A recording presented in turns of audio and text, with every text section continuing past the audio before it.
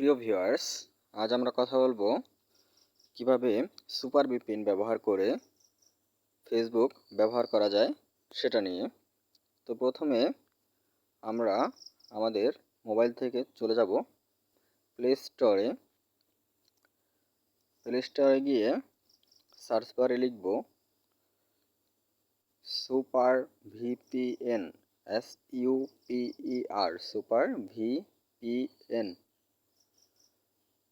Already আমার super VPN install করা আছে, তো আমরা সেটাকে ওপেন করব। আপনারা ইনস্টল করে নেবেন। তো এটা কতক্ষণ লোডিং নেবে, তার মধ্যে থেকে লোডিং হচ্ছে। লোডিং হওয়ার পরে ততক্ষণ আমরা বলে রাখি এটা শুধুমাত্র ব্রডব্যান্ড অর্থাৎ ওয়াইফাই ইউজারদের জন্য।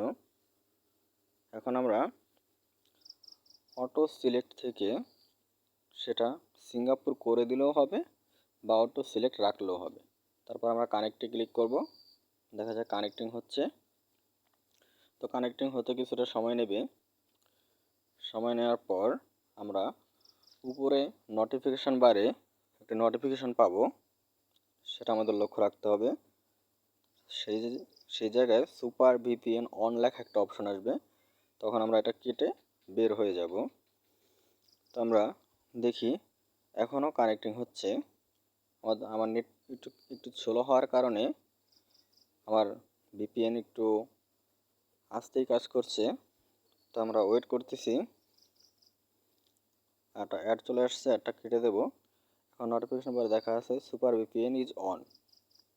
আমরা এটা কেটে বের হয়ে যাব। এরপর আমাদের ফেসবুক অ্যাপসে চলে যাব। অ্যাপসে চলে গেলে রিফ্রেশ করার মাধ্যমে দেখেন আমাদের নতুন নতুন যেই আপডেটসগুলো আছে সেগুলো সবই আমরা কত সুন্দর অনর্গলভাবে স্ক্রল করতে পারছি। এখন আমরা দেখব যে এটা কি মেসেঞ্জারের জন্য কাজ করে কিনা।